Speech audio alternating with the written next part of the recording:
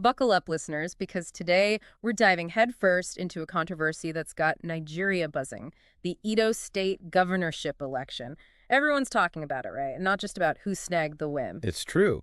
And what's got everyone on edge are the accusations flying around even as we try to decipher the election results.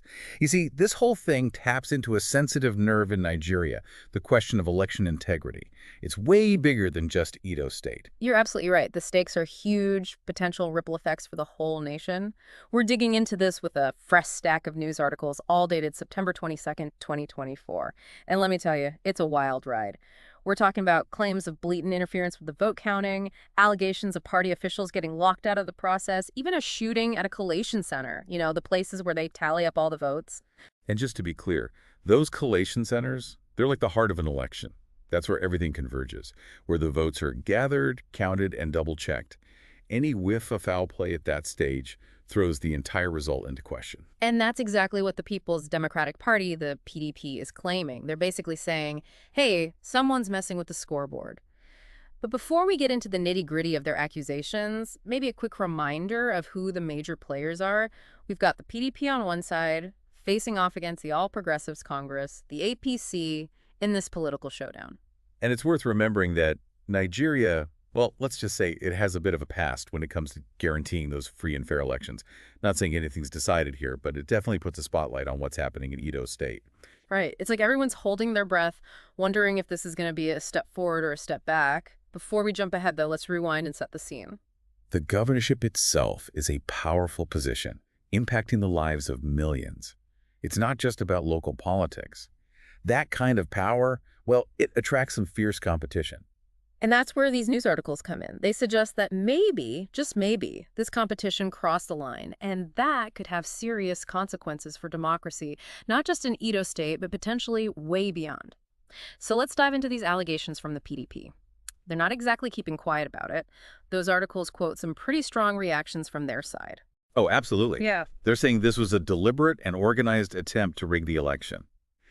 One of their biggest concerns is how the collation process was disrupted. Imagine that, votes are being counted, everyone's on edge, and suddenly, bam, reports of disruptions, even violence at a bunch of these collation centers. Wait, violence?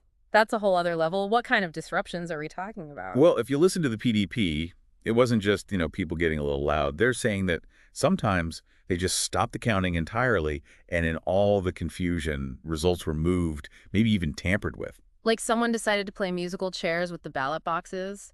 And they also claimed that their agents, the people they sent to observe the process, keep an eye on things, were blocked from even entering the collation centers. That's a really important point. Transparency is absolutely key in any election, right? And those party agents, their job is to make sure everyone's playing by the rules. So when you stop them from even observing, it just breeds suspicion, even if everything was totally legit. And to make things even worse, they're saying that APC agents were allowed in while the PDP folks were stuck outside. Doesn't exactly scream impartiality, does it? It does raise some questions. And it seems to fit into a broader pattern that the PDP is alleging, a pattern that points to a deliberate effort to give the APC an unfair advantage. And then there's that incident at the Sako West Local Government Collation Center, the one where a PDP official was supposedly injured in a shooting. Yeah, that's really worrying. Any suggestion of violence during an election is a huge deal. It undermines trust in the entire system and makes people afraid to even vote. This is starting to feel like a laundry list of electoral misconduct. We've got accusations about everything from tampering with ballot boxes to intimidating party officials. And to top it all off, there's that picture of Governor Godwin Obaseki himself protesting at an INSC office, claims the election was stolen right in front of him. His presence there is definitely significant. I mean, he's the incumbent governor, right? So his actions carry weight and really turn up the heat on this whole situation. Whether his claims hold water or not, that's still to be determined. So how does the APC respond to these serious accusations? They're not exactly known for backing down easily. True that. The APC is fighting back hard. They're accusing Governor Obaseki of trying to manipulate the outcome by using intimidation tactics. They say he only went to the INSC office to cause trouble and disrupt the process. So we've got a full-blown war of words on our hands. But beyond all the accusations and denials, what exactly is the PDP claiming happened? Give me the Cliff Notes version. They're saying there are inconsistencies in the voter accreditation numbers.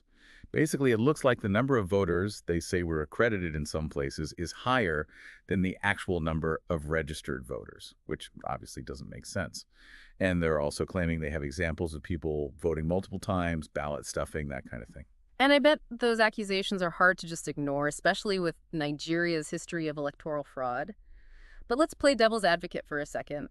Is it possible that some of this is just, I don't know, political maneuvering? The losing side throwing a tantrum? It's definitely a possibility. It's important to be a bit skeptical until there's more solid proof.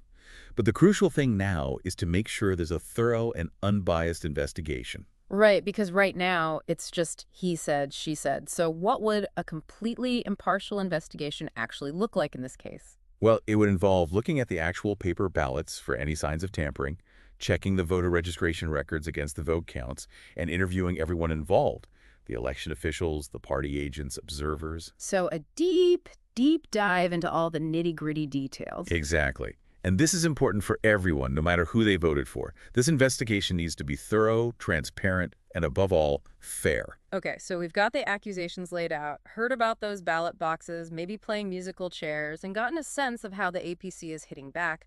But let's zoom in on some specific voices from the PDP. I'm talking about Asu Ighodalo, their governorship candidate, and Hon Matthew Iduere-Kemwen, the director general for their campaign. These are the guys calling the shots, and they haven't exactly been subtle with their opinions. That's an understatement. Iguodala went straight for the jugular, called this election possibly the worst in the history of this country. A bold statement, to say the least, especially from someone who wants to be governor.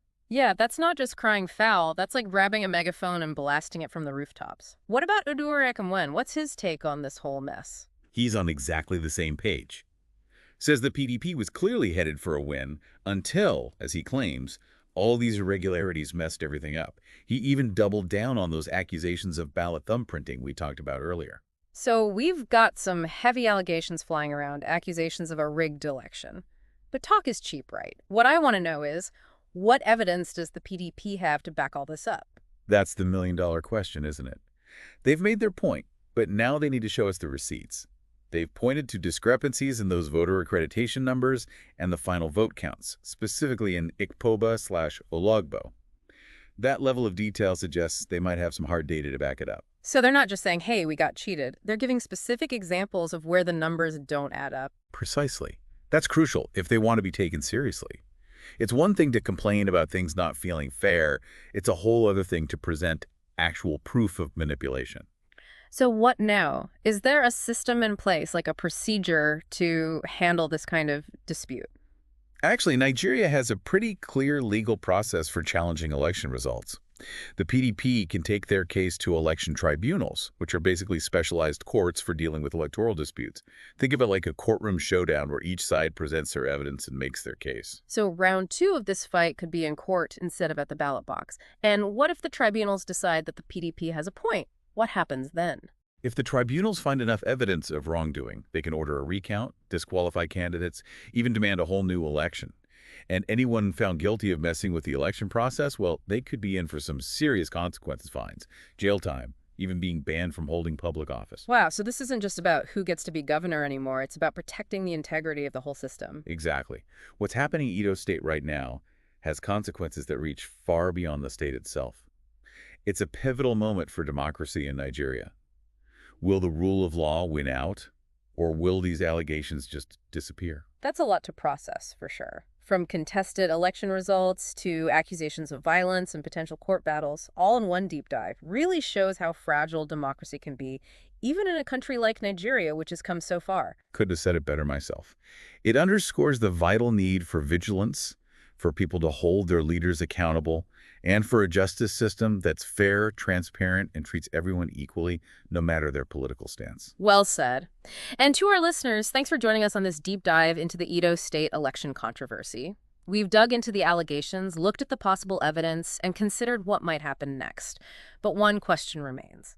Given everything you've learned today, what steps do you think are needed to protect future elections in Edo State and make sure that every single vote counts? Something to ponder. Until next time, stay curious, keep asking the tough questions, and we'll be here to deep dive into them with you.